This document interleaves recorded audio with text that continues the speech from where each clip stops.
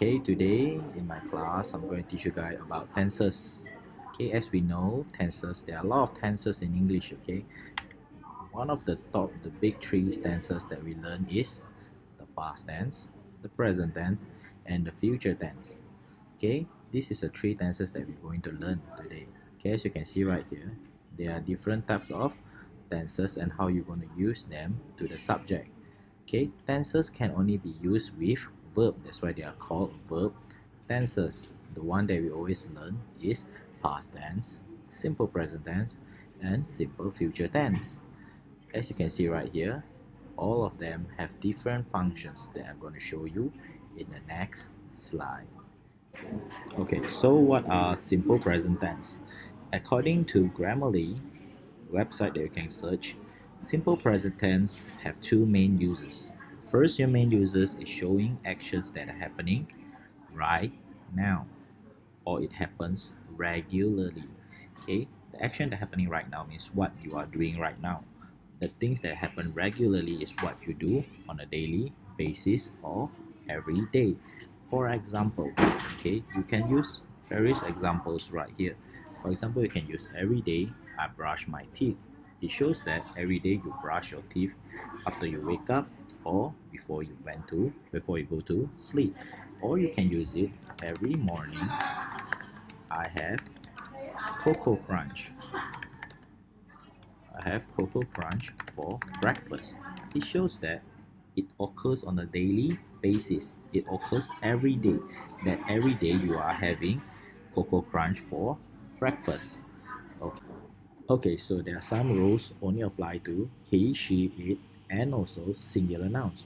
What are singular nouns? Singular nouns means that there are only one noun. For example, the cat, the mouse, the boy, the dog, or the dog.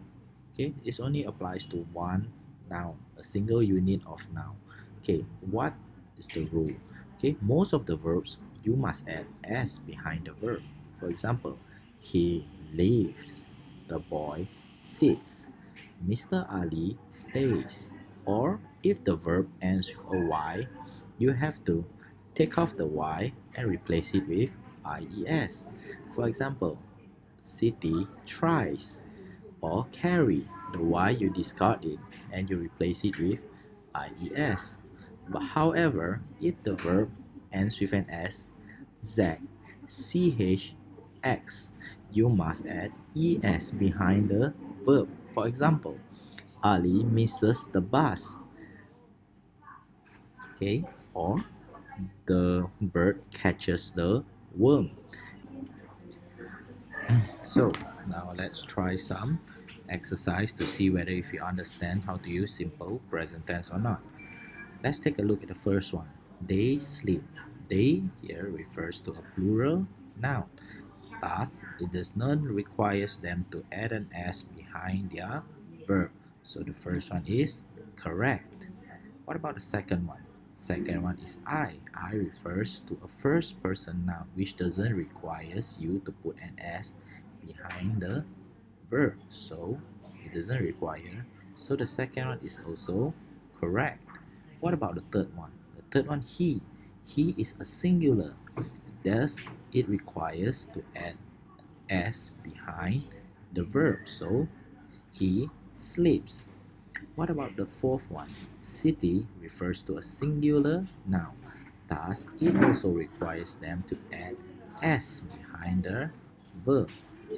And for the fifth one, it is a plural noun. If it's a plural noun, it doesn't require them to add an s behind the verb.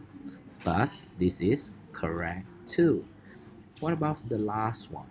The last one is the girl. The girl here, it doesn't have s behind the girl. So this is a singular noun. If it is a singular noun, you must add s behind the verb to show it is a simple present. So what about past tense? Past tense are things that happen in the past. It doesn't matter how long is the past. For example, it can happen like 1 second ago, 1 minute ago, 10 years ago, 100 years ago, or even 1000 years ago. As long as the things happen in the past, it is past tense.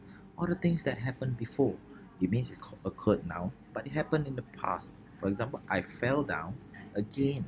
So it shows that the things happened before and it happened again now. So it's past tense.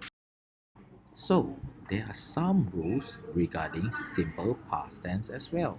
So the first rules is you must add ed.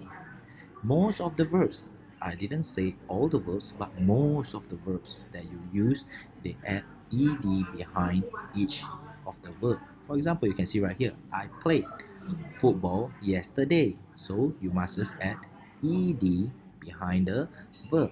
However, there are some verbs that are irregular. What is irregular verb?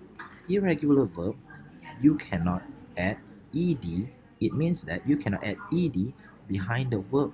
Okay, you cannot straight away add ed behind the verb. For example, you cannot add ed behind bring, like bringed.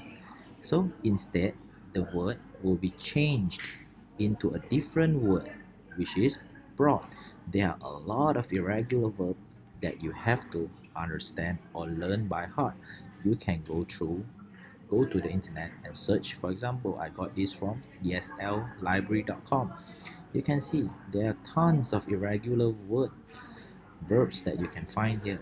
Okay, there are tons of them, so you have to learn them by heart, and you must understand that all verbs don't require to just add ed behind, and there are some special cases where verbs stays the same. Okay, for example, hit, you have to use hit. Quit, quit.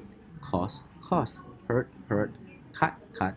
Put, put. All these, you don't change the verb, or you cannot add ed into the verb regardless it's present tense or past tense. Okay, how do you identify simple past tense? Past tense is identified through the word ed or irregular past tense. If you don't have sentence ending with ed or irregular past tense, look out for the timeline of the sentence. For example, they might add in the words like such as last week, last month, a few days ago, yesterday, or just now, or recently. All this is to identify the passage or the essays are in the past. So try to look out for all these keywords to know whether the sentence or the passage or the essay is in past tense or not. Okay, I think that's all for today. I'm gonna teach you guys about simple present tense and past tense. Looking forward to meet you guys in the next class. Thank you.